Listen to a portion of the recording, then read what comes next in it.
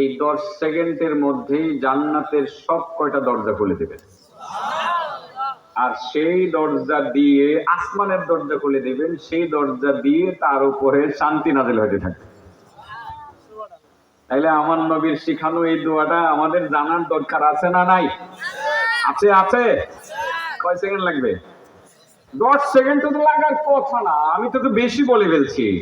10 সেকেন্ডের আমল চলবে, মুহূর্তের মধ্যে ফুতিহাত লাহা আবওয়াবুস সামা কুল্লিহা, তার জন্য আসমানের সব কয়টা দরজা খুলে দেওয়া হবে, আর সেখান থেকে শান্তি নাযিল হতে থাকে। তবে মুক্তি কোথায়, এটা একটু ব্যাখ্যা সাপেক্ষ, ব্যাখ্যা করে করে বলবো। আন উকবা ইবনে আমির, হযরত উকবা ইবনে আমির থেকে বর্ণিত, আন্নাহু ক্বাল, তিনি বলেন, কুলতু ইয়া রাসূলুল্লাহ, আমি বললাম ওগো নবী, মান নাজাত, মুক্তি কোথায়, মুক্তি কোথায়? ক্বালান নবী সাল্লাল্লাহু আলাইহি ওয়াসাল্লাম, আল্লাহ রাসূল বলেন, মুক্তি 3 জায়গায়। মুক্তি কয় জায়গায়? 3টা আমলের মধ্যে মুক্তি আছে। যেসব আল্লাহর বান্দা বান্দি 3টা কাজ করবে, তাদের মুক্তি নিশ্চিত, তাদের নাজাত নিশ্চিত।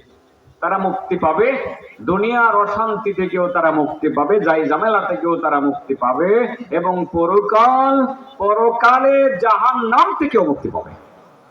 সুবহানাল্লাহ। বলেন কয়টা আমলে মুক্তি? কয় আমল করলে আসমানের দরজা সব কয়টা খুলে যায়? এক আমল। কয় আমল? কয় আমলে মুক্তি? কয় আমলে আসমানের দরজা খুলে? একটুকু তো সাবজেক্ট। আমি কিন্তু জিজ্ঞাসা করবো, লাস্টে পরীক্ষা নেব, পরীক্ষা নিয়ে পরে এখান থেকে উঠবো, এর আগে তাড়াতাড়ি। আল্লাহ রাসূল বলেন, আমসিক আলাইকা লিসানাক, ও আমার সাহাবী উকবা ইবনে আমির, তুমি মুক্তি চাও, তুমি নাজাত চাও, তুমি মুক্তি চাও, তাহলে তুমি 3টা কাজ করবে। প্রথম যে কাজটা করবে সেটা হলো আমসিক আলাইকা লিসানাক, তুমি তোমার লিসানকে সংযত করবে। এই লিসান দিয়ে তুমি কাউকে আঘাত করবে না, এই লিসান দিয়ে কারো বিরোধিতা করবে না, মানে কাউকে ক্ষতি করতে যাবে না। ওই লিসান দিয়ে কাউকে তুমি গালি দিবে না, এই জবান দিয়ে তুমি কারো কোনো গীবত করবে না, জবান দিয়ে মানুষকে কষ্ট দিবে না। সেজন্যই তো রাসূল বলেন, আল মুসলিমু মান সালিমাল মুসলিমুন মিন লিসানিহি ওয়া ইয়াদিহি, সহিহ বুখারীর হাদিস, প্রথম খণ্ড। আল মুসলিমু মান সালিমাল মুসলিমুন মিন লিসানিহি ওয়া ইয়াদিহি, সত্যিকার মুসলমান তো ওই ব্যক্তি যারা হাত আর মুখের আক্রমণ থেকে, জবানের আর হাতের আক্রমণ থেকে অন্য মুসলমান নিরাপদ থাকে। হাত দিয়ে আঘাত করে না, জবান দিয়েও আঘাত করে না, হাত দিয়ে আঘাত করে না, জবান দিয়েও আঘাত করে না, গালি দেয় না। হাতের আঘাত শুকাইলেও জবানের আঘাত শুকায় না। কথাটা ঠিক? মুখে একটা তিতা কথা বলছিলেন, এটা ভোলা যায়।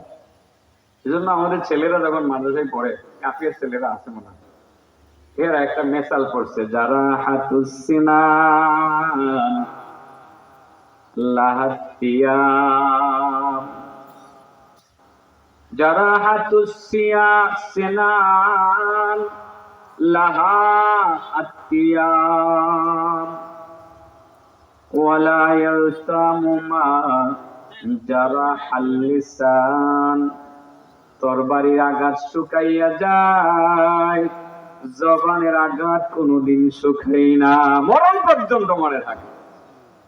এই জন্য আল্লাহর রাসূল বলেন, যদি দুনিয়াতে মুক্তি চাও, যদি এই দুনিয়ার অশান্তি গন্ডগোল থেকে মুক্তি চাও, দুনিয়ার যায় ঝামেলা থেকে যদি মুক্তি চাও, পরকালের আযাব থেকে যদি মুক্তি চাও, 3টা কাজ করবা।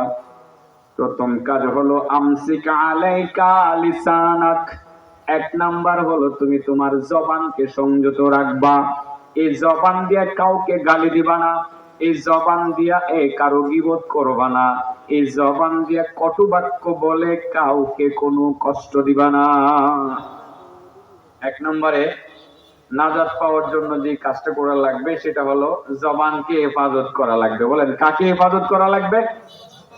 এই জবান দিয়ে মিথ্যা কথা বলা যাবে না, এই জবান দিয়ে কাউকে গালি দেওয়া যাবে না, এই জবান দিয়ে কারো গীবত করা যাবে না। মিথ্যা তো বলা যাবে না, নাকি মিথ্যা বলা জায়েজ আছে?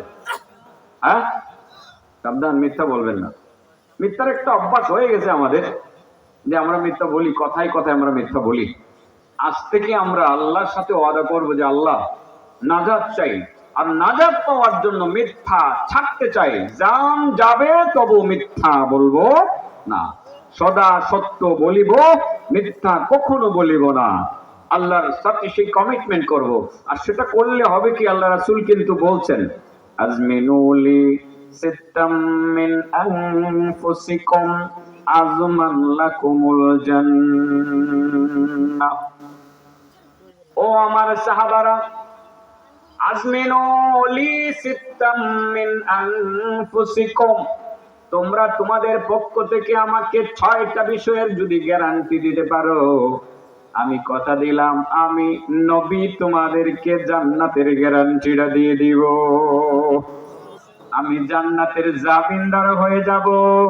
তোমরা যদি 6টা বিষয়ের দায়িত্ব নিতে পারো। 1 নাম্বার হলো উসদুকুল হাদিস, সদা সত্য বলিবে, মিথ্যা কখনো বলিবে না। এই কমিটমেন্ট যদি করতে পারো, জবানের দায়িত্ব যদি নিতে পারো, এই জবান দিয়ে মিথ্যা বলবে না, এই নিশ্চয়তা যদি আমাকে দিতে পারো, আমি রাসূল বললাম এই 6টা বিষয়ের তাছাড়া আরো 5টা বিষয়, ওই 5টা বিষয়ের গ্যারান্টি যদি আমাকে দিতে পারো, আমি তোমাদের জান্নাতের জামিনদার হয়ে যাব। 1 নম্বর, সদা সত্য বলিবে, মিথ্যা কখনো বলিবে না। বাবা, আমরা মিথ্যা বলবো? আমার নবীর জীবদ্দশায় একটা মিথ্যা কথা বলছেন বলে এই দুনিয়ার কারো কাছে প্রমাণ আছে? নবুয়ত পাওয়ার পরে তো বলেনি নাই, নবুয়ত পাওয়ার আগেও আমার নবী কখনো মিথ্যা বলেন নাই। আর এখন মিথ্যা না বললে তো আমাদের চায়ের স্টলের আড্ডাটাই জমে না, ঠিক না? ঠিক, চায়ের স্টলের আড্ডাটাই জমে না, শুধু মিথ্যার ছড়াছড়ি, মিথ্যার ছড়াছড়ি, শুধু মিথ্যা আর মিথ্যা। মিথ্যা আমরা বলবো না, জবানটাকে সংযত করব, আমরা মিথ্যা বলবো না, কখনো মিথ্যা বলবো না। মনে থাকবে তো ইনশাআল্লাহ? কখনো মিথ্যা বলবো না। আজ থেকে আল্লাহর সাথে ওয়াদা করব যে আমরা মিথ্যা বলবো না। সে বিষয়ে আমি কথা বললে তো অনেক সময় লাগবে, কারণ আমার নবীর এই জন্মের মাস, সেই মাসে আমার নবীর জীবন আদর্শ নিয়ে আলোচনা করতে গেলে সত্যবাদী মুহাম্মদুর রাসূলুল্লাহ সাল্লাল্লাহু আলাইহি সাল্লামের জীবনী নিয়ে আলোচনা করলে, সত্যবাদী মুহাম্মদুর রাসূলুল্লাহর আলোচনা করলেই তো রাতের রাত, দিনের পর দিন শেষ হয়ে যাবে। আমার নবী সত্যবাদী ছিলেন, নবী কি মিথ্যা কখনো বলেছেন? তো সেই নবীর প্রিয় উম্মত দাবি করে আপনি যে মিথ্যা বলেন, আপনার কি লজ্জা লাগে না? আপনার কি লজ্জা লাগে না? অতএব আমরা মিথ্যা ছেড়ে দিব, ছেড়ে দিব তো ইনশাআল্লাহ? আচ্ছা বলেন তো দেখি, কয়টা কাজের মধ্যে মুক্তি আছে? 1 নম্বর, কাকে হেফাজত করা লাগবে?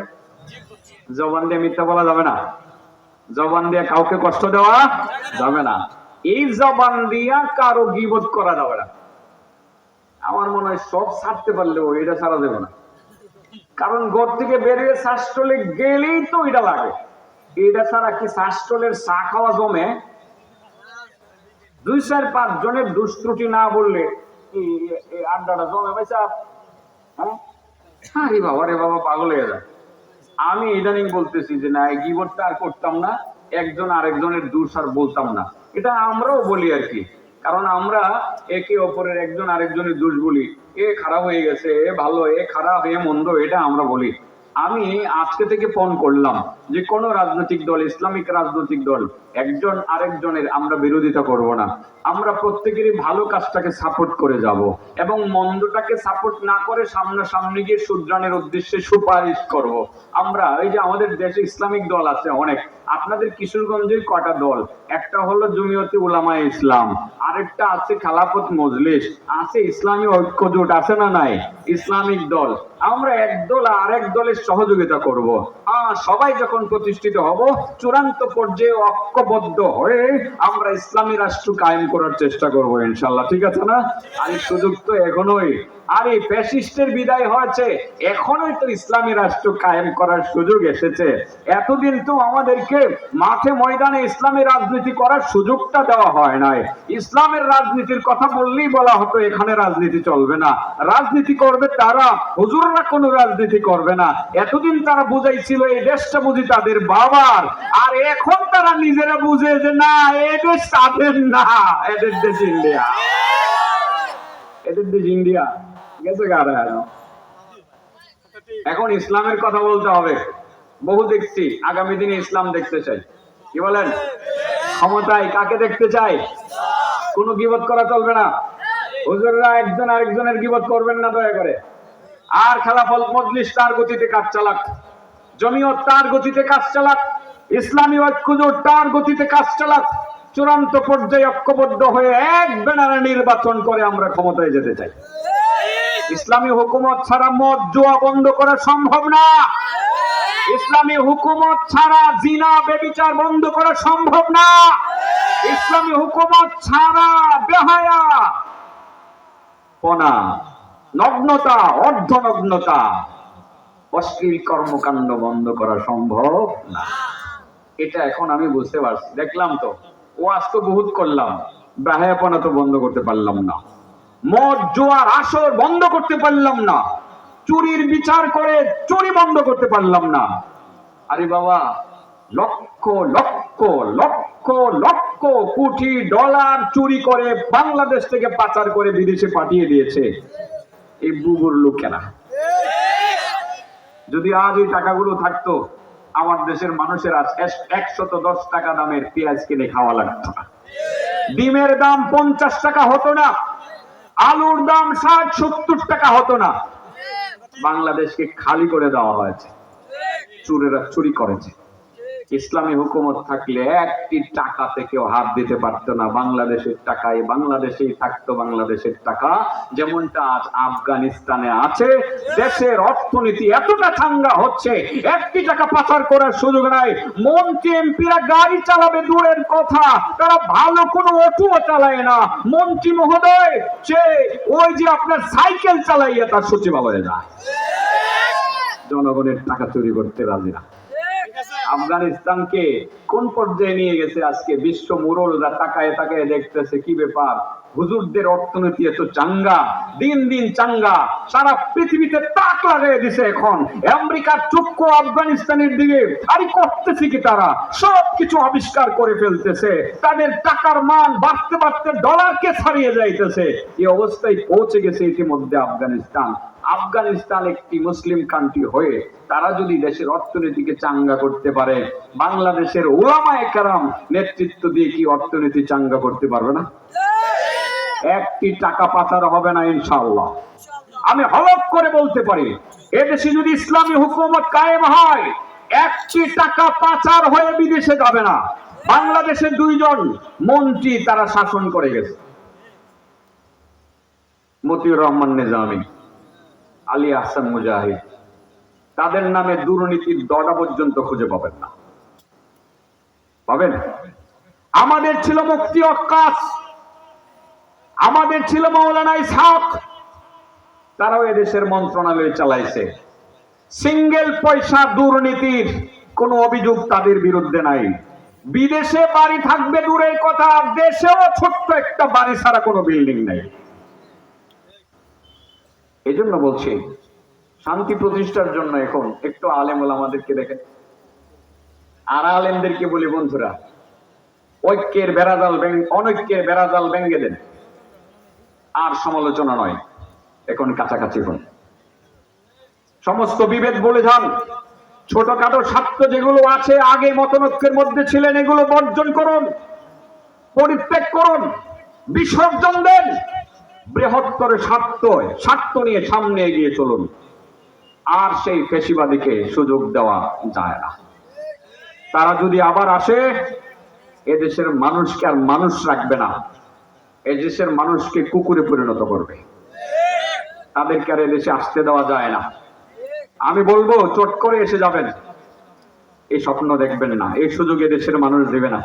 হ্যাঁ, সম্মানের সহিত আপনাকে আনা হবে, ইন্টারপোলের মাধ্যমে অ্যারেস্ট করে আপনার হাতে হ্যান্ডকাপ পরিয়ে আপনাকে আনা হবে, আপনাকে জেলে নেওয়া হবে, বাংলাদেশের আইনে আপনার বিচার করা হবে, শাপলা চত্বরের হত্যাকাণ্ডের বিচার করা হবে, বিডিআর হত্যাকাণ্ডের বিচার করা হবে, ইদানিং আন্দোলনে ছাত্ররা শহীদ হয়েছে সেই হত্যাকাণ্ডের বিচার করা হবে, দুর্নীতির বিচার করা হবে, হাজার হাজার কোটি ডলার পাচার করে দেশের অর্থনীতিকে ধ্বংস করেছেন সেগুলোর বিচার করা হবে।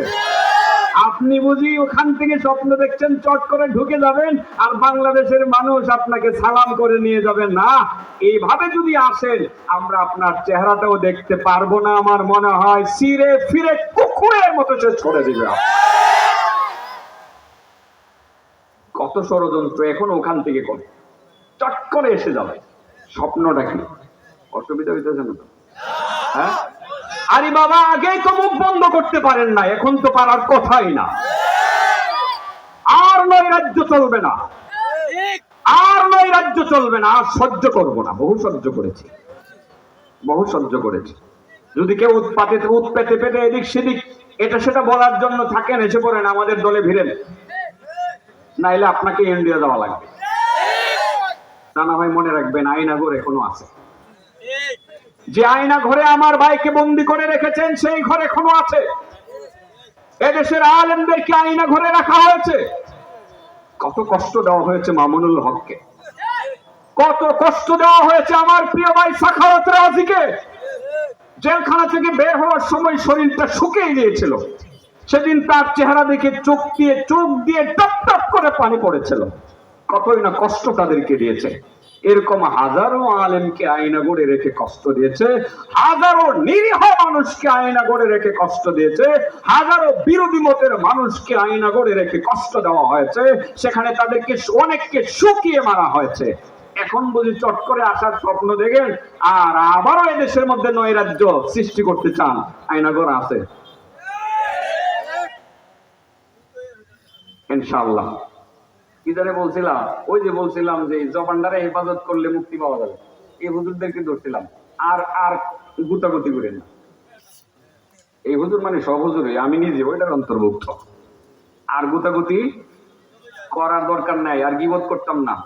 আলেম ওলামা যারা আছি সব আমরা এক। আমরা কি? আমরা আর দ্বিমত পোষণ করে দুই হয়ে থাকতে চাই না। ছোটখাটো বিষয় বিসর্জন দেব, একজন আরেকজনের গীবত করবো না। এখন বুঝি আলেমদেরকে ধরছি, আপনারা বুঝি শান্তি পাইতেছেন। আপনি যে শ্বাসটলে বসে বসে আরেকজনের সমালোচনা করেন, আপনি কি বেহেশতে যাবেন না? হ্যাঁ, আল্লাহ রাসূল বলেন লা ইয়াদখুলুল জান্নাতা কাত্তাত, গীবতকারী জান্নাতে প্রবেশ করবে না। যাইবো ভাই সাহেব, গীবতকারী যাইবো? গাড়িতে বই লিখছি আর কি, দেখতেছে কি ওয়াজটা করতেছে। আমার কাম হইতো এটা, গাড়িতে বসে বসে এটা লেখি, কি ওয়াজ যে করবো এটা বসে বসে লেখি। আমি দেখে ওয়াজ করি। আপনারা ভাবতেছেন মুখস্থ কথা বলি না, এটা গাড়িতে বসে বসে লিখছি। বাঁকা তারা লেখা হয়েছে, গাড়িতে বসে লেখাও যায় না। আমি আমারটা বুঝলেই চলে গেছি। কয় জায়গায় মুক্তি? হ্যাঁ, 1 নম্বর কোন জায়গায়? এই জায়গাটার হেফাজত করা লাগবে, গীবত করা যাবে। আসলে আমাদের অজান্তে এই গীবত আমাদের সমস্ত অর্জনকে ধ্বংস করে দিতেছে। এই ওয়াজটা আমি গত বছর করছিলাম। ইব্রাহিম ইবনে আদহাম রাহমাতুল্লাহি আলাইহির নাম শুনেছেন? বলবো? ইব্রাহিম ইবনে আদহাম রাহমাতুল্লাহি আলাইহি, উনি একবার বাসরা ছিলেন ইরাকে। কোথায়? ইরাকের একটা শহরের নাম বাসরা, আর আরেকটা শহরের নাম কুফা। আমাদের ছেলেরা এই বাসরা আর কুফাকে একটু বেশি চিনে, কারণ এরা নাহুসরফ যখন পড়ে ওই মিন আর ইলা এর মেসাল দিতে গেলে ইড়াই আসে, সিরতু মিনাল বাসরা ইলাল কুফা। ঠিক আছে না? এই জন্য আমাদের ছেলেরা মিন আর ইলার মেসাল বলতে গেলে বুঝতে গিয়ে এরা কুফা আর বসরাকে অনেক আটকে গেছে। বসরা হলো ইরাকের একটি শহর। ইব্রাহিম ইবনে আদহাম রাহমাতুল্লাহি আলাইহি বহুত বড় পীর, আল্লাহ ওলি। এই দেখেন অনেকের আবার এই জায়গাতেও খাদ্যানি আছে। পীর বললাম কেন? আরে বাবা, পীর মানে শিক্ষক। আমাদের সমাজে পীর আউলিয়ারা ইসলাম প্রচার করছে, তো এদেরকে খাটো করে দেখার কোনো সুযোগ আছে? হ্যাঁ, হ্যাঁ, ভণ্ড পীরকে তো খাটো করে দেখতে হবে না, প্রয়োজনে তার হাতটা আরো খাটো করে। ভণ্ড পীর তো ভণ্ডই, এই হাত দিয়ে সে নারীরে হাত দেয়, নারীর শরীরে হাত দেয়, মাথার হাত দেয়, পিঠে মরায় দেয়। এমন বহুত পীর আছে, আপনাদেরই এলাকাতে নাও থাকতে পারে, এই অঞ্চলে অনেকটা কম। হ্যাঁ, ওই তো অনেকটা কম হওয়ার কথা। ইখলাসউদ্দিন সাহেব রহমতুল্লাহ আলাইহির বরকতে ওই যে মঠ খোলার আশপাশে অন্তত পক্ষে এই ঝামেলাগুলো এখন আর নাই। তো এইভাবে মহিলাদের শরীরে হাতায়, এর হাত ভেঙে দিবেন না। হ্যাঁ, ভণ্ডগুলো ভণ্ড, কিন্তু হক্কানি পীররা এদেশে ইসলাম প্রচার করছে। শাহজালাল ইয়ামানি, সুবহানাল্লাহ বলেন। হযরত শাহ মাখদুম, হ্যাঁ আছে না, হযরত শাহ পুরান, এরা ইসলাম প্রচার করছে। 360টি আউলিয়ার মধ্যে 11 সুন্দরী 11 জন আছে। কয়জন আছে? কবর দেখছেন তো আপনারা 11 সুন্দরী, এরা ইসলাম প্রচার করছে। আল্লাহ আল্লাহরা, এদেরকে খাটো করে দেখার সুযোগ নাই। একটা সময় দূর দূরান্ত থেকে এসে ইসলাম প্রচার করেছেন তারা, ওনাদেরকে আমরা হাক্কানি পীর বলি, যারা মানুষকে হক পথ দেখায়, তারা জিহাদ করে। হযরত শাহজালাল ইয়ামানি, তিনি কি যুদ্ধ করেছিলেন গৌরগমন্দির বিরুদ্ধে? হ্যাঁ, উনি যেমন খানকার পীর, ময়দানের বীর। উনি যেমন খানকার পীর, ময়দানের বীর। আমাদের দেশেও আছে খানকার পীর, ময়দানের বীর, আসেনি? আমি এখন আমাকে কোনো বিশেষ দল বলবেন না, বিশেষ আমার দল আরেকটা আছে। তারপরে আমি অন্য দলের গুণকীর্তন বলতে একটু দ্বিধা করবো না। পীর সাহেব চরমোনাই, খানকার পীর, ময়দানের বীর। আব্দুল হামিদ মধুপুরী, খানকার পীর, ময়দানের বীর। ওনারা কি ভণ্ড? হ্যাঁ, ইসলাম প্রচারে তাদের ভূমিকা আছে না নাই? হাজারো হাজার গাঞ্জাখোর, হাজারো হাজার ডাকাত অস্ত্রবাজ চরমোনাই ময়দানে গিয়ে ওইগুলো ছেড়ে দিয়ে মাথায় পাগড়ি পরে এলাকায় ফিরেছে না? হ্যাঁ, ঠিক মধুপুরীর মুরিদরাও এরকম, শাহ হাফিজজির মুরিদরাও এরকম ছিল, আতহার আলী রহমাতুল্লাহি আলাইহির মুরিদরাও এমন ছিল। শাহজালাল ইয়ামানি ঠিক এর চেয়ে আরো বলিষ্ঠভাবে কাজ করেছেন। যেমন তিনি দাওয়াতের কাজ করেছেন, পীরালি করেছেন, তেমন তিনি গৌর গোবিন্দের বিরুদ্ধে জিহাদও করেছেন। মাঝে ছিলেন তারা, ওনাদেরকে খাটো করে দেখার কোনো সুযোগ নেই। যে কথাটা বলছিলাম মনে আছেন, ইব্রাহিম ইবনে আদহাম, উনি ছিলেন খানকার পীর, ময়দানের বীর। উনি গেলেন বাসরাতে। বাসরাতে যাওয়ার পর উনি আর ওনার মুরিদরা যখন খবর পাইছে পীর সাহেব হুজুর এসে গেছে, কথার কথা যে আমাদের তো অনেকেরই, আমরা অনেক পীরের সাথে, বড় বড় হক্কানি আলেমদের সাথে যোগাযোগ রাখি না? ওই তো আমার ভাই একজনের রাখে না, আমি একজনের সাথে রাখি। আমার পীর কিন্তু আপনাদের কাছের ছিল, অনেক বড় বড় আলেমদের সাথে মোটা বসা করেছি। শেষ পর্যন্ত আমি মুরিদ হয়েছিলাম ওই যে ইখলাসউদ্দিন সাহেবের আরেক বন্ধু হযরত মাওলানা ইমামউদ্দিন সাহেব রহমাতুল্লাহ আলাইহির কাছে। ওখান থেকে আমি রোজাত করেছি আবার ওনার মৃত্যুর পরে ওই যে খিরাটির শেখ হযরত আব্দুল সবুর সাহেব দামাত বারাকাতুহু, হ্যাঁ, ওনার কাছে আমারও পীর আছে। আপনারা হক্কানি আলেমদের সাথে উঠা বসা করবেন, শিক্ষকের শরণাপন্ন হবেন, ভুল করলে উনি শুধরাই দিবে, ওনার কাছ থেকে শিখবেন, এটা কি কোনো পাপ? হ্যাঁ, ইব্রাহিম ইবনে আদহাম রহমাতুল্লাহি আলাইহি, তো উনি পীর ছিলেন। উনি যখন বাসরাতে আসলেন, ওনার মুরিদরা এসে ভিড় করলো। তো এখানে যদি চরমোনার পীর সাহেব ফয়জুল করিম সাহেব এসে যান, এই এলাকার মানুষ যদি জানে যে চরমোনার হযরত এখানে আইসা গেছে, মুরিদরা দৌড়ে আসবে না, আর এই হযরত হঠাৎ করে আসলেন, দেখা করে আসি। যদিও কয়দিন পরে তিনি নরসিংদী মানে কটিয়াদি ওই মাঠে আসবে, হাই স্কুল মাঠে বা কলেজ মাঠে মনে হয় আসবে না, শেষ হয়ে গেছে, উনি আসবে। আসলে তো আপনারা যাবেন, কিন্তু হঠাৎ করে আসলে যারা খবর পাবে তারা দৌড়ে আসবে না, আসবে। ইব্রাহিম ইবনে আদহাম রহমাতুল্লাহ আলাইহি, উনি যখন বসরাতে আসলেন, মুরিদরা খবর পাইছে, খবর পাই দৌড়ে আসে। আয়েশা অনেকগুলো প্রশ্ন করছে, এর মধ্যে একটা প্রশ্ন ছিল, মালানা নাদউ ফালা ইউস্তাজাবু লানা ইয়া আবা ইসহাক, ইব্রাহিম ইবনে আদহামকে আবু ইসহাক বলা হতো, তার সন্তানের নাম ছিল ইসহাক, সেই জন্য তাকে বলা হয়তো ইসহাকের বাবা। হুজুর গো, কি অপরাধ আমরা করেছি, অন্যায় করেছি, এত এত দোয়া করতেছি, এখনো পর্যন্ত আমাদের দোয়াটা কেন কবুল হয় না? বহু দোয়া করতেছি, দোয়াটা কবুল হয় না, কারণটা বলবেননি? ইব্রাহিম ইবনে আদহাম তিনি বলছিলেন, হ্যাঁ কারণ আছে, যেই কারণে তোমাদের দোয়া কবুল হয় না। লিআন্না কুলুবাকুম মাতাত বিআশারাতি আশিয়া, কারণ তোমাদের অন্তরটা 10টা রোগের কারণে মারা গেছে। কয়টা রোগের কারণে? 10টা রোগের কারণে তোমাদের অন্তর মারা গেছে, তোমাদের দিল মইরা গেছে। সেই মরা দিলের দোয়া কবুল হয় না, সেই মরা দিলের দোয়া আসমানে ওঠে না। তোমাদের নামাজও কবুল হয় না, দোয়াও কবুল হয় না, কারণ তোমাদের অন্তর মারা গেছে 10টা রোগের কারণে। এই 10টা রোগের 9 নম্বর রোগটা হলো, ভালো করে বুঝছেন বাবা, এটা বোঝানোর জন্যই বলছি, লিআন্না কুলুবাকুম মাতাত বিআশারাতি আশিয়া, 10টা রোগের কারণে তোমাদের অন্তর মারা গেছে। 9 নম্বর রোগটা হলো ইনতাবাহতুম মিনান নাওম ওয়া শাগালতুম ফি উয়ুবিন নাস ওয়া তারাকতুম উয়ুবাকুম। ও আমার উম্মতের দল, তোমরা তো রাতের বেলা ঘুমাও, সকাল বেলা ঘুম থেকে জাগো, জাগার পরে শুধু মানুষের দোষ ত্রুটি খুঁজে বেড়াও। অমুকে খারাপ, অমুকের ছেলে খারাপ, অমুকের মাইয়া খারাপ, অমুকের বাপ খারাপ, অমুকে ভালো না, অমুকে ওইটা করে সেটা করে। ঘুম থেকে জাগার পরে শুধু মানুষের দোষ খুঁজো, নিজের দোষের দিকে মোটেও তাকাও না। তোমরা শুধু মানুষের গীবত করো, নিজের দোষ দেখো না। মনে রাখবা, এই গীবতটার কারণে তোমাদের অন্তর মারা গেছে। অন্তর মারা যাওয়ার কারণে তোমাদের দোয়া কবুল হয় না। অন্তর মারা যাওয়ার কারণে, গীবত করার কারণে তোমাদের ইবাদত কবুল হয় না।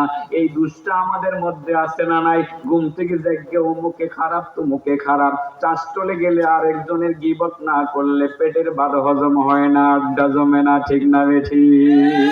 এই অন্যায়টা আমরা করে যাচ্ছি বাবা, এই অন্যায়টার কারণে আমাদের অজান্তে আমাদের ইবাদত নষ্ট হয়ে যাচ্ছে, আমাদের অজান্তে আমাদের দোয়া কবুল হচ্ছে না। এত দোয়া করতেছি, দোয়া কবুল হইতেছে না। বাবারা, এই অন্যায়টা ছাইরা দিতে হইব, এই জবানটাকে হেফাজত করতে হইব, আর সেটা যদি করা যায় মুক্তি পাওয়া সম্ভব হবে। মুক্তি কয় জায়গায়? হ্যাঁ, 3 আমলের মধ্যে। আর একটা আমল করলে কোন জায়গার দরজা জানি? করলে আপনার বাড়ির বিল্ডিং এর দরজাটা। আসমানের কয়টা দরজা করলে? সবটা দরজা করলে। এই দরজা দিয়ে শান্তি আয় না অশান্তি আয়? তো আমরা মুক্তি চাই আর শান্তি চাই, এটাই তো কথা। এটাই তো কি? আমার নবীর আদর্শেই মুক্তি, আমার নবীর আদর্শেই রয়েছে শান্তি। নবীর আদর্শ, আমার নবী জবান দিয়ে মিথ্যা বলতেন না, আমার নবী জবান দিয়ে গালি দিতেন না, আমার নবী এই জবান দিয়ে মানুষের গীবত করতেন না। গীবত করা মানে হলো মরা মানুষের গোশত খাওয়া। গীবত করতেছেন, মরা মানুষের গোশত খাইতেছেন। এটা কি আমি কইছি না আমার আল্লাহ কইছে? আল্লাহ। হ্যাঁ, ইয়া আইয়ুহাল্লাযীনা আমানু يا أيها الذين آمنوا اجتنبوا كثيرا من الظن إن بعض الظن إثم ولا تجسسوا ولا يغتب بعضكم بعضا أيحب أحدكم أن يأكل لحم أخيه ميتا فكرهتموه واتقوا الله إن الله تواب رحيم। আল্লাহ বলেন, ইয়া আইয়ুহাল্লাযীনা আমানু ইজতানিবু কাসীরাম মিনাজ যান। এই ইমানদারগণ, মানুষের প্রতি অযথা খারাপ ধারণা করো না। বেশি বেশি খারাপ ধারণা করা এটা ঠিক না, কারণ ধারণা গুনাহের কারণ। ইন্না বা'দাজ জন্নি ইসমুন, কত কত ধারণা কিসের কারণ বলেন? গুনাহের কারণে। অযথা একজনের প্রতি খারাপ ধারণা করা গুনাহের কারণ। ওয়ালা তাজাসসু, আল্লাহ বলেন যে দেখো খারাপ ধারণা তো করবাই না, একজন আরেকজনের ক্ষতি করার জন্য পিছনে লেগে থাকো না, খালি পিছনে লেগে থাকে দেখি হ্যাঁ একটা ক্ষতি করে দাও, এর পুকুরের মাছটা সাইরা করে শান্ত হমু, ইদানিং দুনিয়া যেত দুনি বানায় দেব, যেই মাত্র পুকুরের মাছটাই বড় হয়েছে 1 সপ্তাহ পরে বেচবো, ডিসাইডের মধ্যে বিষ ফালায়া মাইরা শেষ। পিছনে লেগে থাকে কিভাবে ক্ষতি করবে। আল্লাহ বলেন একজন আরেকজনের পিছনে লেগে থাকবে না। ওয়ালা ইয়াগতাব বা'দুকুম বা'দা, তোমরা একজন আরেকজনের গীবত করবে না, কারণ গীবত করা মানেই হলো মৃত মানুষের গোশত খাওয়া। তোমরা কি মৃত মানুষের গোশত খাইতে, মৃত ভাইয়ের গোশত খাইতে পছন্দ করো? আল্লাহ বলেন, আল্লাহ নিজেই বলেন না এটা পছন্দ করবে না। যেহেতু তোমরা মৃত মানুষের গোশত খাইতে পছন্দ করো না, অতএব কারণে তোমাদের গীবত করা উচিত না। গীবত করবো না, চাইরা দেবো। হ্যাঁ, গীবত করলে জান্নাতে যাওয়া যাবে না। না করলে যে একটা লাভ আছে, এই লাভটা বললে সামনে আগাই। আমার মনে হইতেছে আলোচনা গুছাইতে হবে। এই উসমান ভাই মনে হয় গুছাইতে হবে নাকি? না আপনার দুজন না আরো? আচ্ছা ঠিক আছে, তাহলে আমি এই যে কয় মিনিট লাগে গুছাই নিলে আপনারা বিরক্ত হবেন না তো? কয় জায়গাতে জানি আপনার মুক্তি, 3 জায়গায়, আর কয় জায়গাতে জানি শান্তি, 1 জায়গায়। একবার মনে আছে? হ্যাঁ আচ্ছা, আগে কি বলছিলাম, গীবতটা না করলে কি লাভ? আনাস ইবনে মালিক বলেন আল্লাহ রাসূল বলেছেন, আপনি যদি মনে করেন যে গীবত করবেন বা গীবত করার ক্ষমতা আছে, এখান থেকে উঠাই দোকানটা গিয়া আপনার মনে ছিল যে বলবো এর কথা কমবো, হে লোকটা খারাপ, তো আপনি চিন্তা করলেন যে হুজুরে না বললো গীবত করা যাইতো না, তো এর গীবত করলে আমার লাভ কি হইব? এর গীবত করলে যেহেতু আমার কোনো লাভ হবে না, তো থাক গীবতটা করবো না। এর গীবতটা, আচ্ছা গীবতটা করবো না, এই যে নিয়তটা করলেন কয় সেকেন্ড লাগলো? 1 সেকেন্ড। কয় সেকেন্ড? 1 সেকেন্ডে গীবত করবো না মর্মে নিয়ত করলেন। এই নিয়তটা করার লগে লগে 20,000 রাকাত নফল নামাজের নেকি আপনার অ্যাকাউন্টে নগদে জমা হয়ে যাবে। কয়জন মানুষ 20,000 রাকাত নফল নামাজ পড়ছেন জীবনে? এরকম মানুষ আমি কয়জন পাওয়া যাইব? আমি পড়ছি না মনে হয় 20,000 রাকাত। আল্লাহ যদি বলে থাকে আমি এত রাকাত নফল নামাজ পড়ার সময় পাই না। পীর বুজুর্গরা যারা বেশি বেশি সারা রাত দাঁড়ায় পড়ে আরো বেশি করছে। আপনি কিন্তু এখানে একটা ইচ্ছা ছিল যে আগামীকালে গিয়ে আরেকজনের বিরুদ্ধে অবসরে কথা বলবেন, চিন্তা করলেন এর বিরুদ্ধে বললে আমার কি লাভ? বলবো না বলার লগে লগে কয় হাজার? 20,000 কি টাকা না রাকাত? রাকাত কি নামাজ? 20,000 রাকাত নফল নামাজের নেকি আপনি পাইয়া যাবেন। সুবহানাল্লাহ। তাহলে গীবত ছাড়ুন তো। হযরত উকবা ইবনে আমির থেকে বর্ণিত, তিনি বলেন কুলতু ইয়া রাসূলুল্লাহ, আমি বললাম ওগো নবীজি, মান নাজাত, মুক্তি কোথায়? কোথায় গেলে মুক্তি পাবো? রাসূল বলেন 3টা কাজ করবা মুক্তি পেয়ে যাইবা। আমসিক আলাইকা লিসানাক, 1 নম্বর তোমার লেসানটাকে তুমি সংযত রাখো, এই জবান দিয়ে মিথ্যা বলো না, জবান দিয়ে কাউকে কষ্ট দিও না, এই জবান দিয়ে কারো গীবত করিও না, মুক্তি পেয়ে যাবে। মনে থাকবে কথাগুলো? বাবা অযথা আরেকজনের দোষ ত্রুটি নিয়ে এত ঘুরে বেড়ানোর দরকার নেই। কি দরকার আছে? আরেকজনের দোষ বললে আপনার খেলা, ঠিক আছে না? আপনি বলতে পারেন হুজুর একটু আগে তো আপনি ইশারা ইঙ্গিতে অনেকের কথা কইছেন, আমি কি গীবত কইছি? অবসরই কইছি। এরা যদি এর থেকে দায় সামনে না, এটা কি হেরারে কষ্ট দিবার লাগে করছি না শিক্ষা দিবার লাগে করছি? তো হেরারে কইছি না আপনাদেরকে কইছি। আপনারা এরকম বললে আপনাদের শাস্তি এরকমই হবে, ঠিক না বেঠিক? এটা নসিহা, এটা গীবতের উদ্দেশ্যে কাউকে অপমান করার জন্য বলি নাই, এটা শিক্ষা নেওয়ার উদ্দেশ্যে বলেছি, ঠিক না বেঠিক? অপমান করার জন্য বলি নাই। হ্যাঁ, অনেকে দূরে আছে, এখন তারা ওই সোশ্যাল মিডিয়ার মাধ্যমে জেনে নিবে যে বাংলাদেশে এখন এই কথাগুলো হয়, ঠিক আছে না? এটা নেক নিয়তে জালেমদের বিরুদ্ধে, জালেমদের জুলুমের বিরুদ্ধে কথা বলা গীবত না।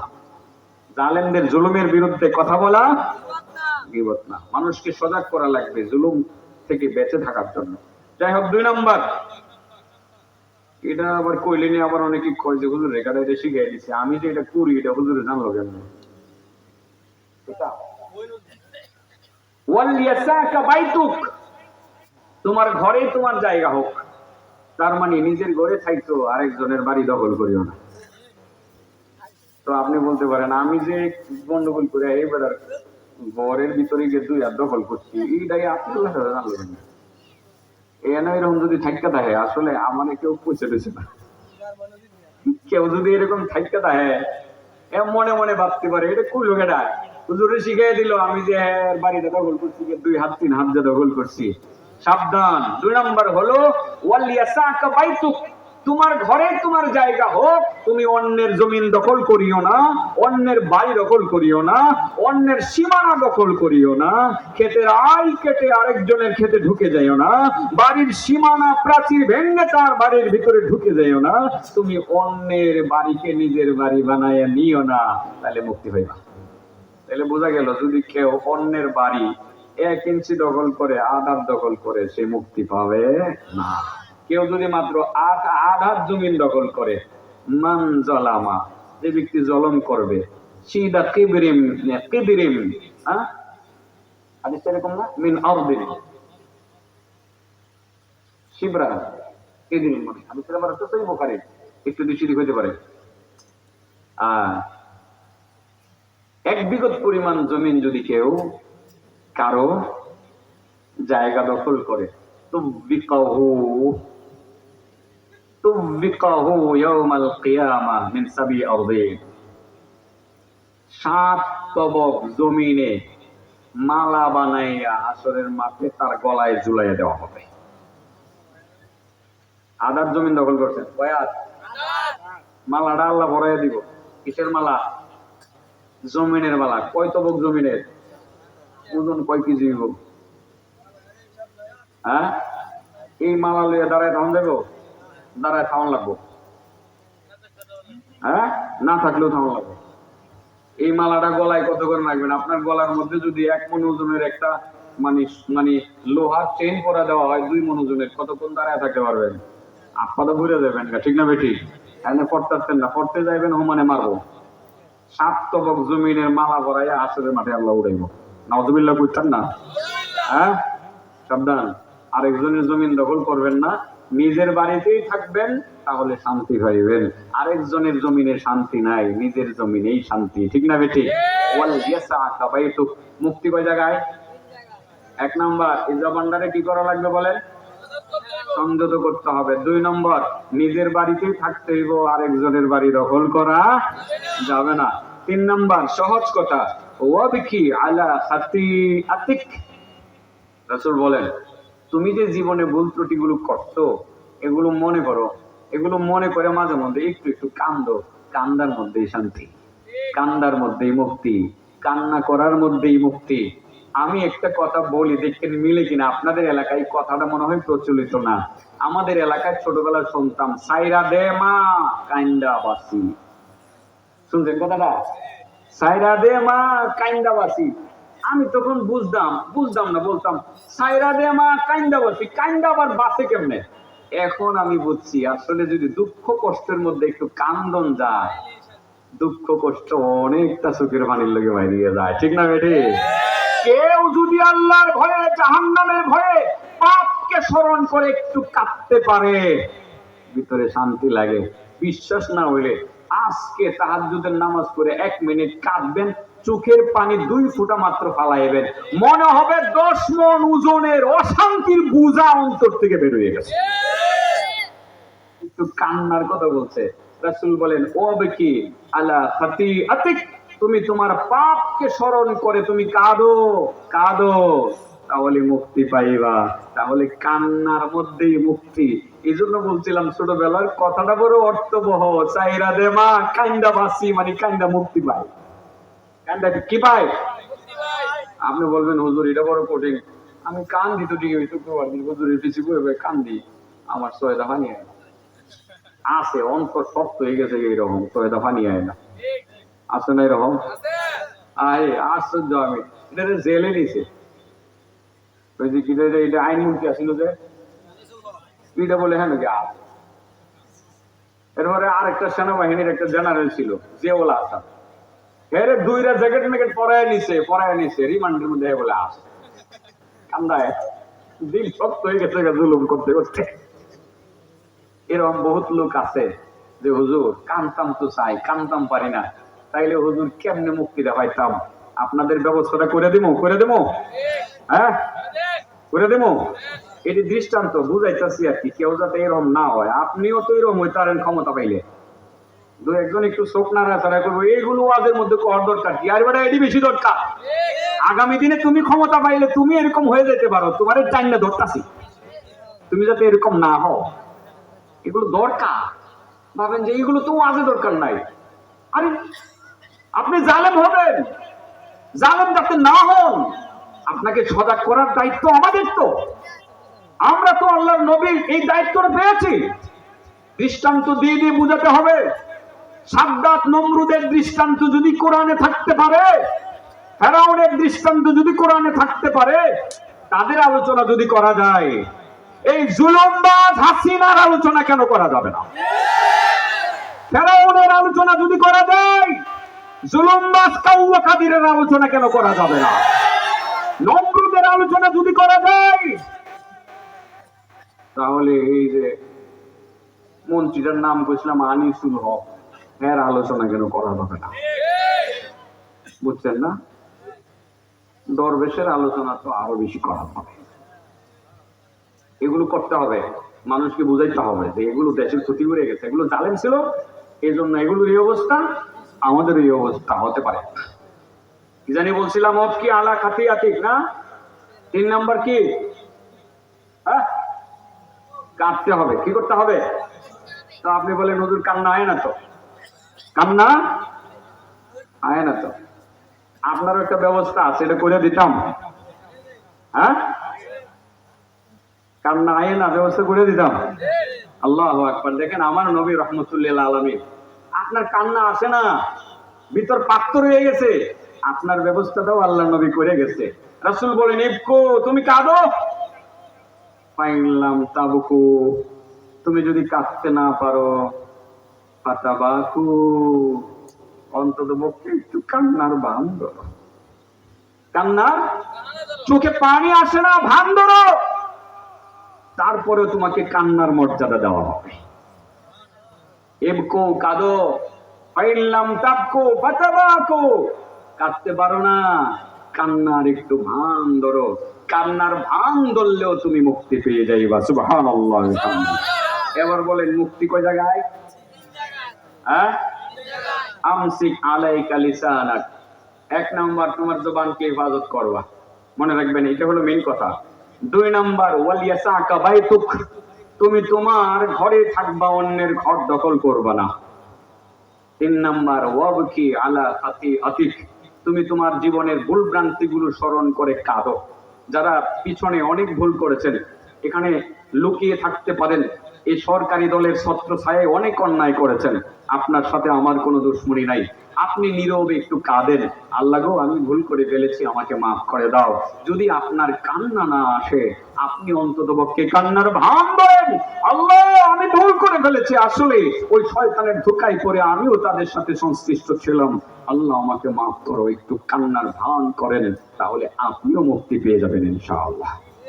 মুক্তি কয় জায়গায়? মোটামুটি বুঝছেন? এবার আসি, আসমানের দরজা খুলে শান্তি আসবে কিভাবে? এটা 1 মিনিট লাগবে না, ঘন্টার আওয়াজে বোঝা যায়। বক্তা মহোদয়, প্রধান বক্তা মহোদয় এসে গেছেন, আমিও শেষ করবো এখন থেকে 1.5 থেকে 2 মিনিটের ভিতরে ইনশাআল্লাহ আমার আলোচনা শেষ করে নেব, কোনো সমস্যা হবে না। এবার বলেন তুই কি আমাদের দোয়া কবুল হয় না কেন? ইব্রাহিম ইবনে আদহাম বলছিলেন 10টা কারণ, এর মধ্যে 9 নম্বর কারণটা কি? আমরা কি করি বলেন?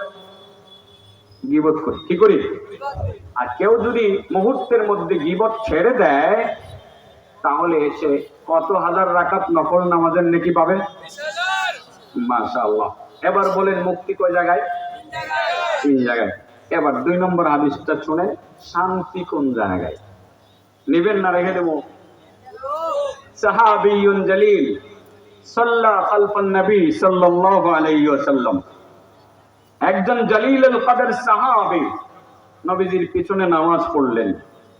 وقال الصحابي, নামাজ শেষে সাহাবী বললেন আল্লাহু আকবার। আমার সাথে সাথে বলেন আল্লাহু আকবার, আল্লাহু আকবার কবীরা ওয়ালহামদুলিল্লাহ কাসীরা ওয়া সুবহানাল্লাহি বুকরাতাও ওয়া আসীলা। হইছে হইছে। والنبي صلى الله عليه وسلم سمع هذا الدعاء, যখন নামাজ শেষে সাহাবী এই দোয়াটা পড়লেন আল্লাহু আকবার কবীরা ওয়ালহামদুলিল্লাহি কাসীরা ওয়া সুবহানাল্লাহি বুকরাতাও ওয়া আসীলা, যখন এই দোয়াটা নামাজ শেষে সাহাবী পড়লেন, আল্লাহর নবী যখন শুনলেন, শোনার পরে বললেন কে রে এই দোয়াটা পড়লো? মানিল কাইল, এই দোয়াটা পড়লো কে? যিনি পড়লেন তিনি বললেন ইয়া রাসূলুল্লাহ আনাল কাইল আনাল মুতাকাল্লিম, আমি বলছি। আল্লাহ রাসূল বলেন আজিবতু লাহা, আজিবতু লাহা, লাহু পড়তে পারেন, জমিরের মার্জা দুই দিকে ফেরানো যায়।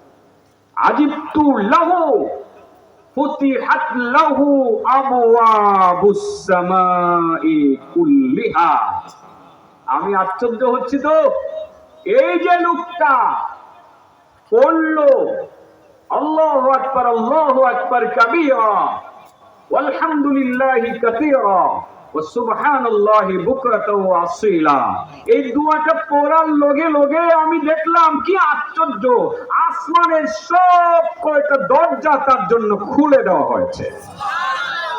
এই দরজা দিয়ে শান্তি নাযিল হইতেছে। এই জন্য আপনাদেরকে বলবো বাবা, এই তিনটা কাজ এর প্রতি যত্নবান হব, জবানকে সংযত করব, আমরা মুক্তি পাবো। নিজের বাড়িতে থাকবো, অন্যের বাড়ি দখল করব না, মুক্তি পাবো। এবং আমরা অন্যায়কে স্মরণ করে কান্নাকাটি করব, না পারলে কান্নার ভান ধরবো, মুক্তি পাবো। আর নামাজের পরে আমরা আল্লাহু আকবার কাবীরা ওয়ালহামদুলিল্লাহি কাসীরা ওয়া সুবহানাল্লাহি বুকরাতাও ওয়া আসীলা, এই দোয়াটা পড়ব। আল্লাহ আসমানের 7টা দরজা খুলে আমাদের উপরে শান্তি নাযিল করবেন। সুবহানাল্লাহ আলহামদুলিল্লাহ। ইনশাআল্লাহ আমরা আমল করব তো, এটা আমার নবীর আমল, আমার নবীর আদর্শেই রয়েছে মুক্তি।